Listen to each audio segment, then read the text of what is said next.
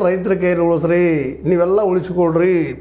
ರೈತರು ಕಟ್ಟಿದ್ದಿದ್ದು ಕೃಷ್ಣ ಕಾರ್ಖಾನೆ, ಯಾರಿಗೂ ಕೊಡಬೇಡ್ರಿ, ಖಾಸಗಿಯವ್ರಿಗೆ ಮಾಡಬೇಡ್ರಿ, ಮಾರ್ಕೊಳ್ಳೋ ಜನಕ್ಕೆ ಮಾಡಬೇಡ್ರಿ.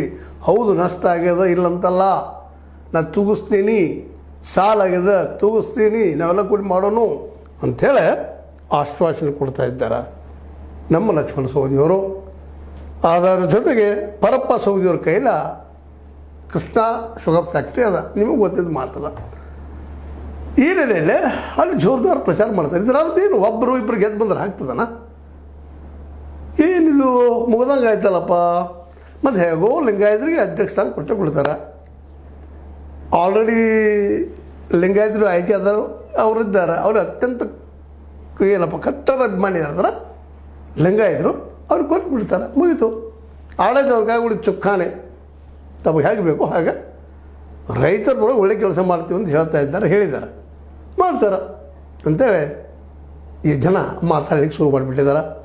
ಹೌದಲ್ಲ, ಇದು ಮೂರಾದ್ರೂ ಮುಗಿತಲ್ಲ, ಮೂರಕ್ಕೆ ಮುಕ್ತಾಯ ಆಗ್ಬೋದು 9 ಅಂತ ಯಾರಾದರೂ ಹೇಳ್ಬೋದು. ಆದರೆ ಇದ್ರ ಒಳಗೊಂದು ಬ್ಯಾರನೇ ಐತೆ ಅಂತೇಳಿ ಕತ್ತಿ ಮತ್ತು ಅದೇ ಕಾಲಕ್ಕೆ ಸೌದಿಯವರು, ಕಾಗಿಯವರು, ಅವ್ರ ಜೊತೆಗಾರರೆಲ್ಲರೂ ಮಾತಾಡ್ತಿದ್ದಾರೆ, ಸಮಾನ ಮನಸ್ಕರು ಮಾತಾಡ್ತಿದ್ದಾರೆ.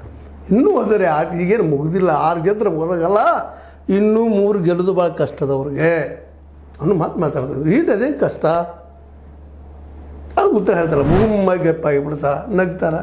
ಆದರೆ ಕಾನ್ಫಿಡೆಂಟ್ ಅದಾರ ಮಾತ್ರ. ಕತ್ತಿಯವ್ರು ಮಾತ್ರ ಅಲ್ಲೂ ಇಲ್ಲೂ ಮಾತಾಡ್ತಾನೆ ಇಲ್ಲ, ಒಟ್ಟು ಬಾಯಿನೂ ಬಿಡ್ತಾ ಇಲ್ಲ. ಯಾಕೆ ಬಿಡ್ತಾ ಇಲ್ಲ? ಇಲ್ಲಾಂದ್ರೆ ಹುಕ್ಕೇರೊಳಗೆ ಯಾವ ರೀತಿಯಾಗಿ ಮಾತಾಡಿದ್ರಿ ಅವರು? ಮೀಸಿತಿರುವುದೇನು, ನಾ ಗೆದ್ದು ಬಿಟ್ಟು ಅನ್ನೋದೇನು, ಗೆದ್ದು ತೋರಿಸಿದ್ರು ಆ ಮಾತು ಬೇರೆ. ಈಗ ಯಾಕೆ ಎಲ್ಲಿ ಮೌನ ಆಗಿದ್ದಾರೆ, ಎಲ್ಲಿ ಹೋಗಿದ್ದಾರೆ ಅಂತ ಭಾಳ ಮಂದಿ ಕೇಳಿದರೆ ಅವ್ರು ಹೇಳ್ತಾರೆ, ಮೊದಲು ನಮ್ಮ ಕೋಟೆಯನ್ನು ಉಳಿಸ್ಕೊಳ್ಳೋಣ ಅಂದ್ರೆ ಹುಕ್ಕೇರಿಯಿಂದ ನಾ ಮೊದಲು ಬರಬೇಕು ನಿರ್ದೇಶಕಾಗಿ. ಮುಂದದು ಅಂದ್ರೆ 19 ನಂತರ ಇದು ಆಟ ನಡೀತೈತಿ ಅಂತೇಳಿ ನಾವು ಗೇಮ್ ಮಾಡ್ತೀವಿ.